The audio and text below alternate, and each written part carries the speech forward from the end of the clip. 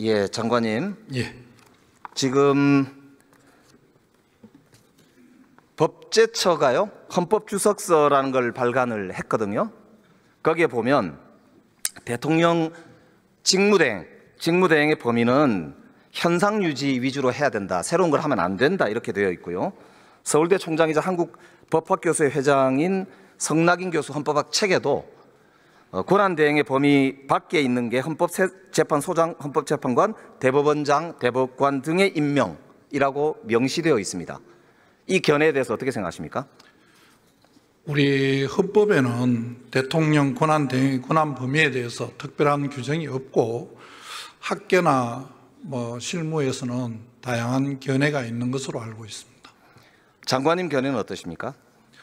저는 여러 견해 중에 여러 가지 상황을 나누어서 설명하는 경우도 있습니다만 권리와 사고는 다르다고 생각을 하고, 그다음에 이 헌법재판소 구성을 입법, 사법, 행정으로 나누어서 임명하도록 되어 있는데 지금 문제되는 부분은 행정부 몫으로 되어 있는 부분이라서 총리께서 필요성이 있다면 임명할 수 있다고 생각을 하고 그렇게 총리께서 판단하고 결정한 것으로 알고 있습니다.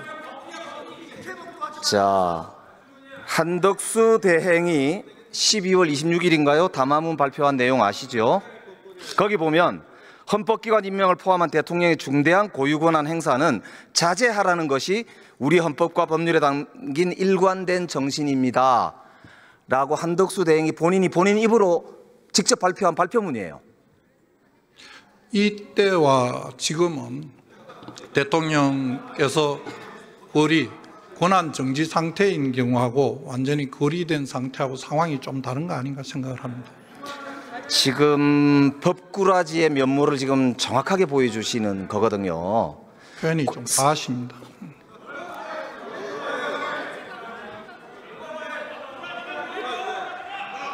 지금 헌법기관의 임명과 하면은 헌법기관들이 하게 되어 있는 거고요. 헌법기관의 기본은 국민의 선출과 헌법에 나와 있는 내용들입니다. 그런데 지금 말씀하신 대로 이거를 자의적으로 이렇게 저렇게 하면서 권력을 자의적 행사하는 거, 그게 지금 이번 내란 사태를 부르는 핵심적 원인이란 말입니다. 저는 이 부분에 대해서는 공화정의 가장 기본 정신인 삼권 분립의 원칙도 많이 고려해야 된다고 생각합니다. 삼권 분립의 정신이기 때문에 권한 대행은 선출된 자가 아니기 때문에 이 권한 행사를 하면 안 되는 거예요. 헌법기관의 구성의 원리는 국민으로부터 주권을 위임받은 대통령과 국회 같은 선출된 권력이 하는 거란 말입니다. 어떻게 권한 대행이 그 선출된 권력의 권한을 행사한다 이 말입니까? 그거야말로 제2의 내란이다 이거죠. 명백히 위헌적 지금 행위를 하고 있는 겁니다. 법무부 장관이 이거는 지명을 철회하라고 보고를 하셔야 된다고 봐요. 그게 법무부 장관의 직무적 책임이란 말입니다. 그래서 지금 묻고 있는 거예요. 총리께서 여러 가지 다 고려를 하셨을 것이라고 생각하고 제가 말씀드린 바와 같은 그런 이유로 임명을 하신 게 아닌가 생각을 합니다. 이완규 처장하고 비상계엄 난 다음 날 안가회동 하셨죠? 만났습니다. 예. 거기서 무슨 말씀 하셨었어요? 여러 번 국정조사 과정과 저희들 상임위원회에서 이미 많은 말씀을 드렸습니다. 그건 무슨 말씀 하셨어요? 저희들 그때 다 말씀드린 내용이 그날 아침에 저희들 행안부 그다음에 비서실 다 사의를 표했었고 그런 과정에 식사라도 한번 하자 하는 연락이 와서 식사를 하게 되었고 그 과정에 여러 가지 이야기가 있었지만은 제2계엄 이런 내용은 전혀 없었습니다. 지금 장관께서 내란 공범 아니냐 이런 비판을 많이 받으시죠? 저는 내란 공범이라고 생각해 본 적이 한 번도 없고 내란을 공모한 적도 없습니다. 그렇기 때문에 그런 오해를 벗으시려면 조금 전에 제가 말씀드렸죠. 한덕수 대행이 내란 공범이라는 차원에서 충성하신다라는 말씀을 듣기 싫으시면은 헌재재판관 지명을 당장 철회하라고 보고하시기 바랍니다. 하시겠습니까? 총리께서 여러 가지 고려해서 결정한 것으로 알고 있고 그 결정을 존중합니다.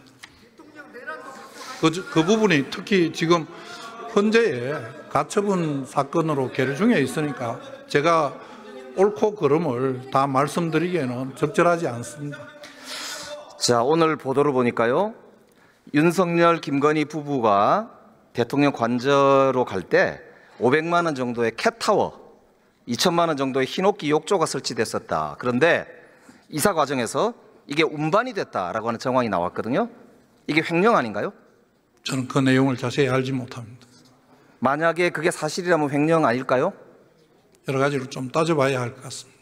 뭘 따지죠?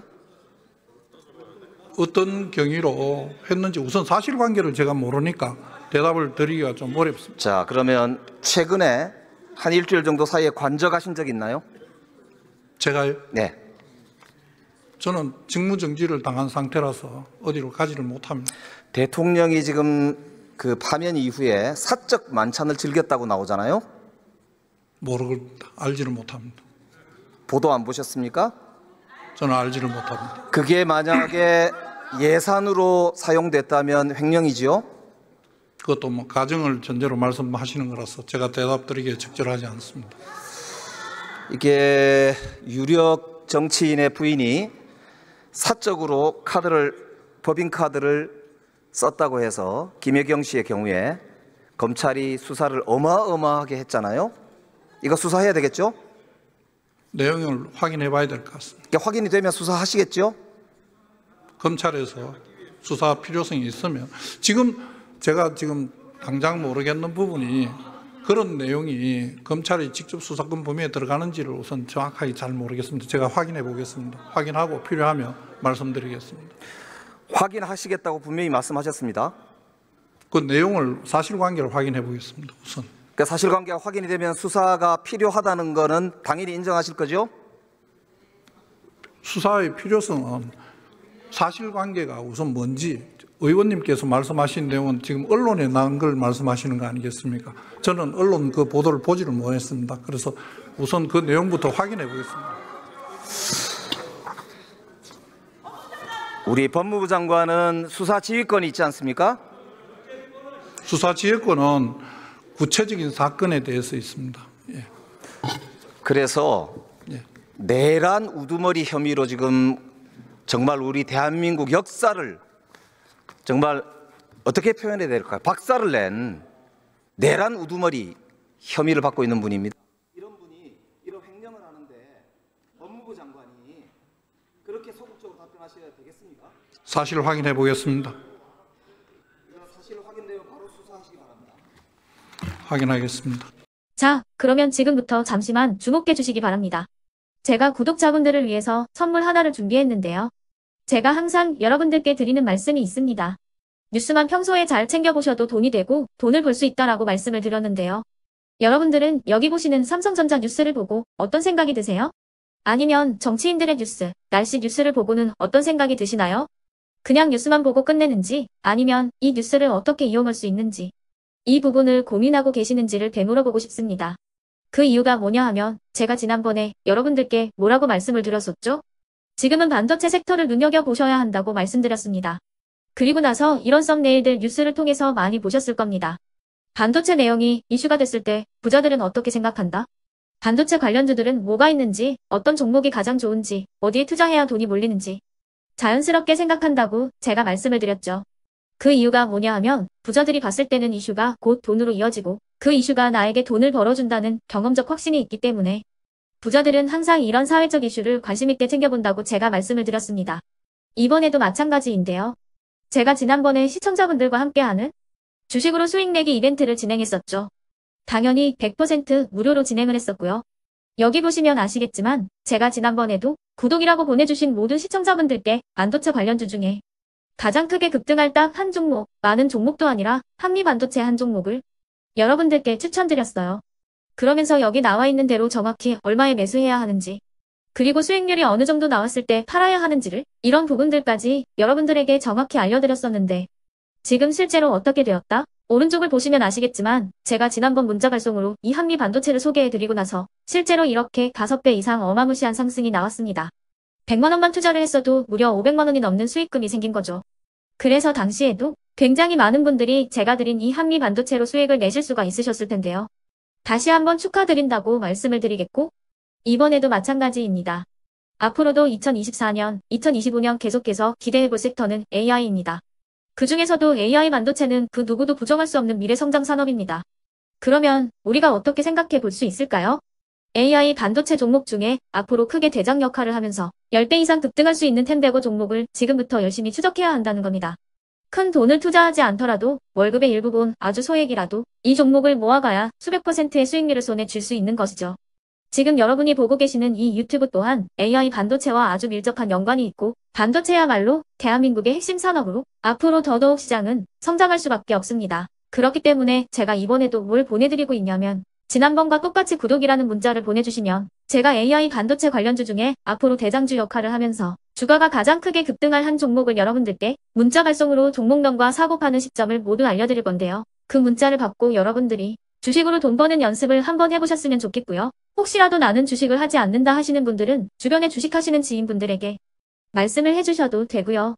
아니면 연세가 있으셔서 투자가 어렵다 하시는 분들은 이 종목을 자녀분들에게 한번 사봐라, 이걸로 한번 수익을 내봐라, 이렇게 조언을 해주실 수도 있는 거겠죠. 그래서 지금 이 영상을 보시는 시청자분들 중에 나도 이번 종목이 좀 궁금하다 하시는 분들은요, 누구나 상관없이, 그리고 어느 시간대나 상관없이 부담없이 010-2514-5930번으로 구독이라는 문자 보내주시면 제가 이번에도 똑같이 무료 추천 급등주 문자를 보내드리겠습니다. 이해되시겠죠?